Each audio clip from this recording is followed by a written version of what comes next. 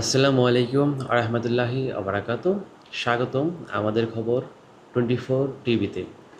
মধ্যপ্রাচ্যের সংঘাত আরও জটিল হয়ে উঠছে। হরমুজ প্রণালীর পর এবার লোহিত সাগরের প্রবেশদ্বারে বাব আল মানদেব প্রণালী নিয়ে একটি নতুন উদ্বেগ তৈরি হয়েছে। ইরান তাদের মিত্র ইয়েমেন ও হুতি গোষ্ঠীদের মাধ্যমে এই গুরুত্বপূর্ণ সমুদ্রপথে চাপ সৃষ্টি করতে পারে।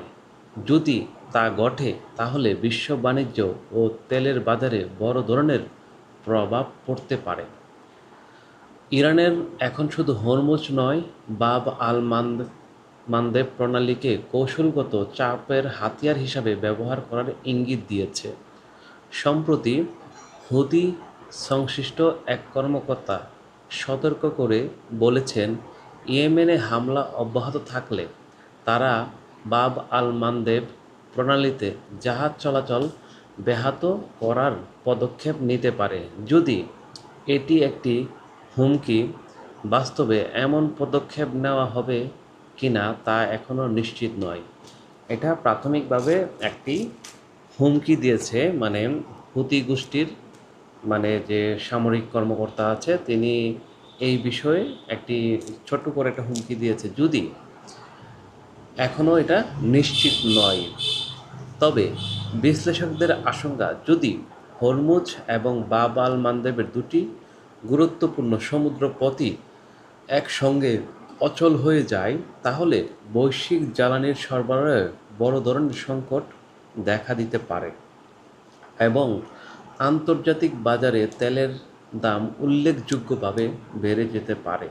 তবে অনেক নিরাপদ বিশ্লেষক মনে করেন, এমন পরিস্থিতি তৈরি হলে যুক্তরাষ্ট্র ও তার মিত্রদের দ্রুত সামরিক ও নৌ অভিযান জোরদার করবে, ফলে দীর্ঘ সময়ের জন্য এই সমুদ্র পথ সম্পূর্ণ বন্ধ রাখা অত্যন্ত কঠিন হতে পারে। এর আগে 2023 সালে গাজা যুদ্ধের পর হুতি গোষ্ঠী লোহিত সাগরে একাধিক বাণিজ্যিক জাহাজে হামলা চালায়।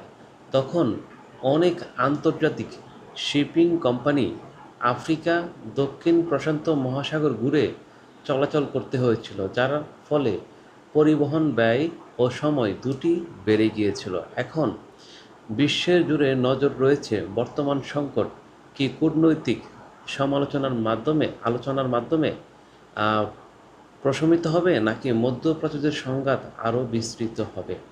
আপনারা সবাই হয়তো জানেন, হরমুজ প্রণালী এবং বাব আল মানদেব এই দুইটি ছোট্ট যে নদীপথের রাস্তা আছে, মানে সাগরের যে ছোট্ট করে রাস্তা আছে, সে রাস্তাগুলো একটি হচ্ছে সরাসরি ইরান নিয়ন্ত্রিত করতে পারে, যেমন হরমুজ প্রণালীকে। আর বাব আল মানদেব যে অবস্থানে আছে সেখানে হুতি গোষ্ঠী, মানে ইয়েমেন যে অঞ্চলটা আছে, এই ইয়েমেনের অন্তর্ভুক্ত। তারা এই অঞ্চলে হুতি গোষ্ঠী আছে। এই হুতি গোষ্ঠী হচ্ছে আবার ইরানের প্রক্সি যোদ্ধা। এই প্রক্সি যোদ্ধারা চাইলেই কিন্তু বাব আল মানদেব এখানে অস্থিতিশীল করে তুলতে পারে এবং চাপ সৃষ্টি করতে পারে। এই চাপ সৃষ্টি করলে এখানে যে বড় বড় শিপিং কোম্পানিগুলো আছে, যারা এই কার্গো শিপিং ব্যবসাটার সাথে জড়িত, তাদের জাহাজের নিরাপত্তার জন্য অনেক জায়গা ঘুরে তাদের কার্যক্রম পরিচালনা করতে হয় এবং সেই সঙ্গে বাণিজ্যের উপর কঠিন প্রভাব পড়ে। যেমন বাব আল মানদেব এবং হরমুজ প্রণালী দুটি গুরুত্বপূর্ণ রাস্তা, আপনার তেলের জন্য হোক বা আপনার বিজনেস সাপ্লাই চেইন হোক, এই জন্য অনেক গুরুত্বপূর্ণ। কারণ আপনার দেশের ইনপুট এক্সপোর্ট ম্যাক্সিমাম হচ্ছে কিন্তু আপনার এই শিপের মাধ্যমে হয়, নদীপথে হয়। আর এই নদীপথকে যদি সুরক্ষিত না রাখা যায় তাহলে আমাদের মতো দেশ যারা বসবাস করে তারা ক্ষতির সম্মুখীন হবে। কারণ বিজনেসের যে সাপ্লাই চেন থাকে সেটা নষ্ট হয়ে যাবে, আর নষ্ট হয়ে গেলে আমাদের মতো দেশের মানুষরা কর্মহীন হয়ে পড়বে। যেমন টেক্সটাইল, অন্যান্য শিল্প যেগুলো আছে, আন্তর্জাতিক বাণিজ্যের সঙ্গে সম্পৃক্ত, সেগুলো বন্ধ হয়ে যেতে পারে। তাই এই সমস্যা শুধু আমেরিকা বা ইউরোপীয় ইউনিয়নের জন্য নয়, এটা সমস্ত বিশ্বের জন্য ক্ষতিগ্রস্ত। আর সমস্ত বিশ্বই কিন্তু এর ক্ষতির মুখোমুখি হবে।